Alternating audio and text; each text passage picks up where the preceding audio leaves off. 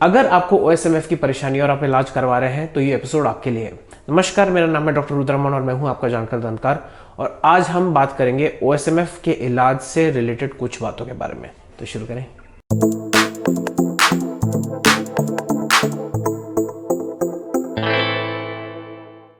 तो मुझे बहुत लोगों का मैसेज भी आता है और कॉल भी आता है जिन लोगों को अनफॉर्चुनेटली ओएसएमएफ हो चुका है, जिसमें वो कुछ ऐसे सवाल पूछते हैं जिसमें कभी कभार मैं भी जवाब नहीं दे पाता हूँ, क्योंकि उनके सवाल ऐसे सटीक होते हैं, उनका जवाब बिल्कुल सटीक शब्दों में देना थोड़ा मुश्किल हो जाता है। तो अगर आपको अनफॉर्चुनेटली ओएसएमएफ हो गया है, प्लीज़ निराश मत होइए। सबसे पहले इंपॉर्टेंट चीज़ है, अगर आपने किसी समस्या को पहचान लिया है तो आधी समस्या वैसे ही चली जाती है।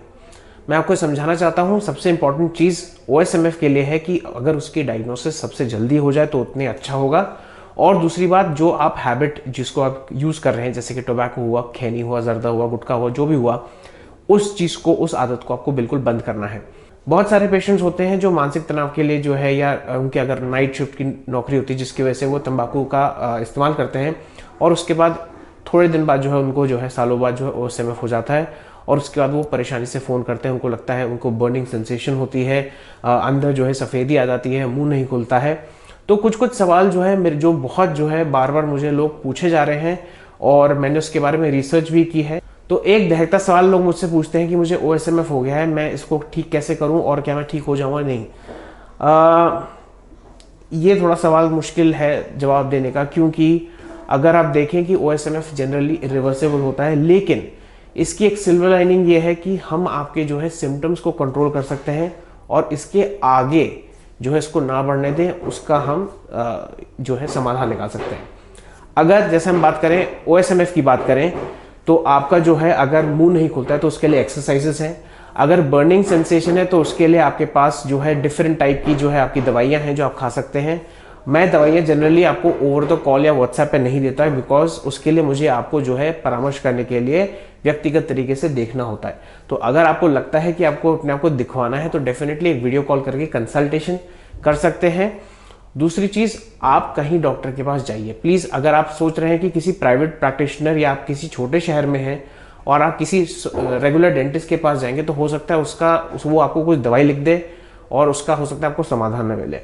बेस्ट ऑप्शन होता है कि अगर आपको ओएसएमएफ है तो अपने से नियरेस्ट, सबसे नज़दीकी डेंटल कॉलेज, स्पेशली कोई बड़ा डेंटल कॉलेज है जिसमें ओरल मेडिसिन एंड रेडियोलॉजी करके डिपार्टमेंट होता है, अगर आप वहाँ जाएंगे, वहाँ पे जनरली टोबैको सेसेशन क्लिनिक्स भी होते हैं जहाँ पे आपकी वो हेल्प करेंगे, आपकी आदत को छुड़वाने के लिए आपकी काउंसलिंग होगी। और दूसरी चीज़, जो oral medicine and radiology department होता है वो इसके विशेषज्ञ होते हैं और इनके पास ऐसे जो है नायाब तरीके और मेडिसिन होती हैं जो एक्चुअली में बनाई जाती हैं, नॉट कमर्शियली अवेलेबल, जिससे हो सकता है आपके ओएसएमएफ की जो है समस्या ठीक हो जाए।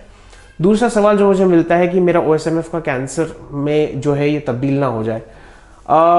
ओएसएमएफ जनरली कैंसर में तब्दील नहीं होता है, लेकिन it is a potentially malignant disorder. Potentially malignant disorder का मतलब है कि कुछ प्रतिशत लोगों के साथ अनफॉर्चुनेटली ये होता है कि उनका ओएसएमएफ जो है कैंसर में तब्दील हो जाता है, जिसको हम ओरल कार्सिनोमा बोलते हैं या ओरल कैंसर बोलते हैं। इसकी प्रतिशत अगर देखें तो ये रेंज करती है 1.9 से 9% तक। किसी में दिखाया गया है कि ये 7.6% भी थी। अब इसमें बहुत सारे फैक्टर्स आते हैं। देखिए, कैंसर सिर्फ आपके जो है आदत से नहीं, बहुत सारे फैक्टर्स से होता है, जैसे कि होता है जेनेटिक्स के बाद आपका पोषण। एक चीज़ आपने नोटिस की होगी कि तंबाकू बहुत लोग खाते हैं लेकिन ओएसएमएफ उतने लोगों को नहीं होता, या गुटखा बहुत लोग खाते हैं लेकिन उनको ओएसएमएफ नहीं होता, पान मसाला खाते हैं। उसका रीज़न मैं आपको बताता हूँ। ओएसएमएफ के लिए आपको एक न्यूट्रिशनल डेफिशिएंसी यानी कि कुपोषित होना जरूरी है। कुपोषित का मतलब ये नहीं कि आप बिल्कुल ही नहीं खाना खा पा रहे हैं, इसका मतलब है कहीं ना कहीं कोई माइक्रो न्यूट्रिएंट्स या विटामिन की आपकी जो है खुराक में कमी है, जिसकी वजह से ओएसएमएफ हो गया है। तो अगर इसको आपको ठीक करना है तो डेफिनेटली जो है आपको अपनी खुराक और पोषण को ठीक करना पड़ेगा, आपको ठीक तरीके से खाना खाना पड़ेगा, आपको क्वांटिटी और क्वालिटी फूड पे भी जो है फोकस करना पड़ेगा, जिसके लिए डाइटिशियन आपकी हेल्प कर सकते हैं। दूसरी चीज मैं आपको बताऊं कि अगर आप बात करें ओएसएमएफ के ठीक होने के टाइम का, जो मेरे को बहुत लोग क्वेश्चन पूछते हैं कि कितने टाइम में ठीक हो जाएगा। देखिए, ओएसएमएफ आपकी हड्डी का इशू नहीं है, आपकी मस्तिष्क का इशू है, यानी कि मौखिक त्वचा का इशू है। मौखिक त्वचा में मॉइस्चर बहुत होता है। दूसरी बात, उसमें बहुत सारी धमनियां, ब्लड वेसल्स होती हैं और बहुत डायनेमिक एनवायरनमेंट होता है। ऐसा नहीं होता जैसे आपकी हड्डी टूट गई है और उसके बाद आपने जो है प्लास्टर लगाया तो आपको डेफिनेटली जो है 6 हफ्ते बाद जो है प्लास्टर कटवा के आप जो है ठीक हो जाएंगे। एक सिंपल सा फंडा है, ओरल सबम्यूकस फाइब्रोसिस आपकी मौखिक त्वचा की समस्या है। इसके लिए 2-3 चीज़ें बहुत ज़रूरी हैं। सबसे पहले अर्ली डायग्नोसिस। अर्ली डायग्नोसिस मतलब जब इनिशियली चीज़ें शुरू हो जाएं, आपको लगने लगे कि जलन ज़्यादा शुरू हो गई है, तो डेफिनेटली डॉक्टर को दिखाइए और अपनी आदत छोड़िए। दूसरी चीज़, आपको पोषण ठीक से लेना है, बिल्कुल सारी खुराक लेनी है, सारे विटामिन लेने हैं, मल्टीविटामिन थेरेपी जो भी आपको डॉक्टर बोले वो लेने हैं। तीसरी चीज़, मानसिक तनाव आपको नहीं रखना है किसी भी हालत में। मानसिक तनाव से आपकी पूरी बॉडी में इन्फ्लेमेशन बढ़ता है और इन्फ्लेमेशन और स्ट्रेस की वजह से OSMF बढ़ सकता है।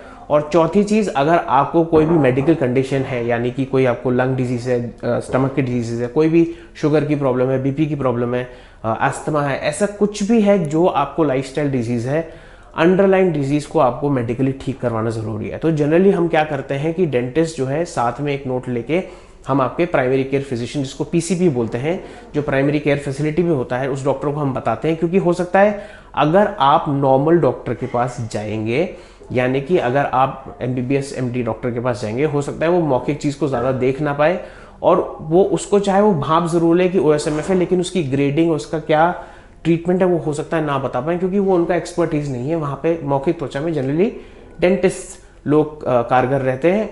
एट द सेम टाइम बहुत लोग जो है ENT वालों को दिखाने जाते हैं। देखिए, ENT का मतलब होता है ईयर, नोज एंड थ्रोट।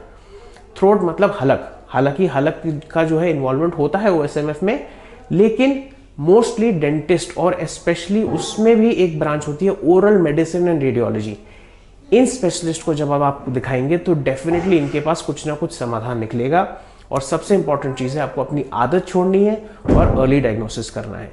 बात करें अगर इंटर इंसाइजल ओपनिंग की, यानी कि जो लोग बोलते हैं कि मेरे कितने उंगलियां जो है मुंह में जाने के लिए ठीक होती हैं, देखिए 36 to 38 mm ओपनिंग कहते हैं ठीक है, यानी कि 3 उंगलियां। अब अगर आप मेरे से पूछें कि आप मेरे पास ऐसा पेशेंट आए और मेरे से पूछें कि सर मुझे OSMF हो गया है, मेरी ओपनिंग जो है 38 mm तो हो गई है, लेकिन मुझे लगता नहीं OSMF ठीक हुआ है, और मेरी बर्निंग सेंसेशन भी ठीक होगी, लेकिन मेरा OSMF ठीक नहीं हुआ है। यहाँ पे एक पर्सपेक्टिव यानी कि दृष्टिकोण की बात आती है। एक सिंपल सा फंडा है, अगर आप मेरे यहाँ एज अ पेशेंट आएंगे तो मैं आपको समझाना चाहता हूँ, अगर आपके सिम्टम्स यानी कि आपके लक्षण कम हो गए हैं काफ़ी हद तक या ख़त्म हो गए हैं, देन आप मेरे हिसाब से मानसिक तरीके से OSMF से मुक्त हो।